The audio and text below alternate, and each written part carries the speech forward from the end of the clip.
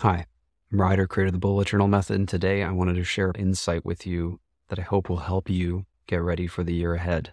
So for the past year, I've been working on something that I'm incredibly excited to share with the community. I was hoping to launch it in January. This work has had an enormous impact on increasing the quality not only of my life, of those closest to me, and I can't wait to share it with you. Also, just a little bit over a year ago, I got into an accident and the injury never healed, and eventually it just kept on deteriorating and deteriorating. And finally, I had to get this surgery. I kept putting it off because of work over and over and over again, but then it got to a place where it could no longer be ignored.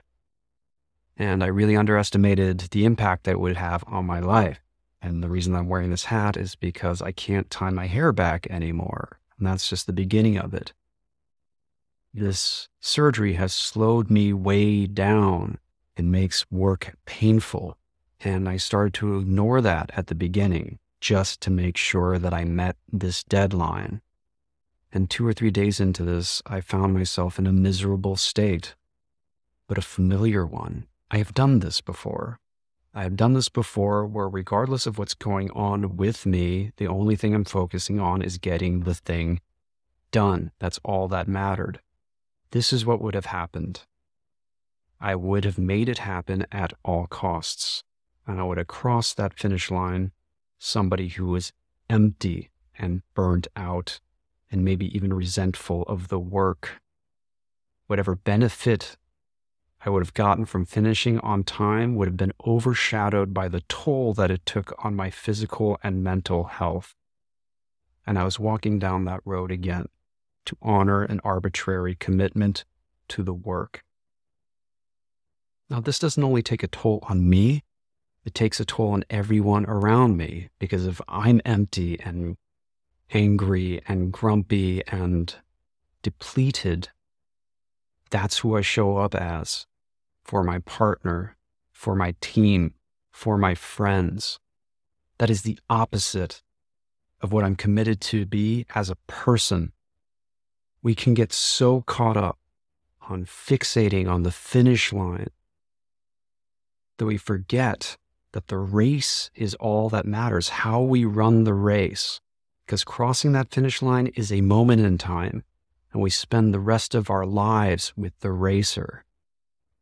You want to be a person who can help, who is resourced enough to be present, to be playful, and not to be the person who's completely empty and has nothing to give in the pursuit of committing to work, to committing to deadlines.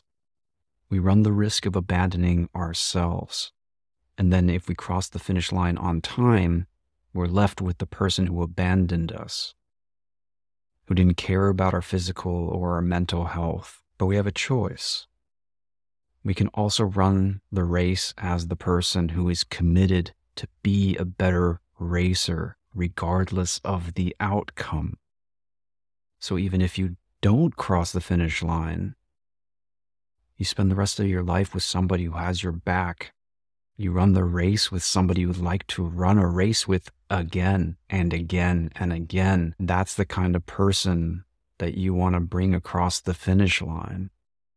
That's the person you want to invest into.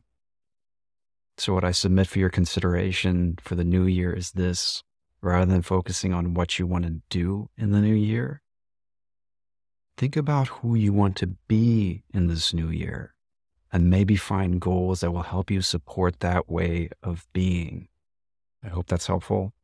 Thank you for taking the time, and I'll see you in the next one.